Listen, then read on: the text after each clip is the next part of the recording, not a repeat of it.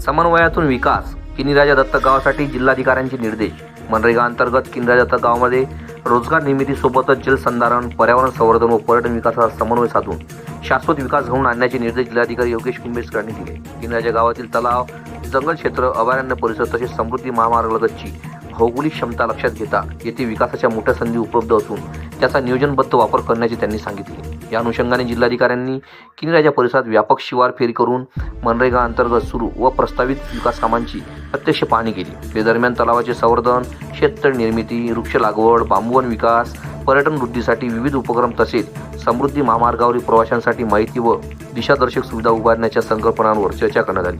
या विकास कामांमुळे स्थानिक युवकांना रोजगाराच्या संधी उपलब्ध होतील आणि गावाच्या आर्थिक प्रगतीला चालना मिळेल. यासाठी सर्व विभागांनी समन्वयाने काम करून संपूर्ण गावाचा एकात्मिक आणि दूरदृष्टीपूर्ण विकास आराखडा लवकरात लवकर तयार करावा, असे स्पष्ट निर्देश जिल्हाधिकारी कुंभेजकर यांनी दिले. वाशिम मालेगाव प्रतिनिधी जावेद धन्नू, भवानीवाडी.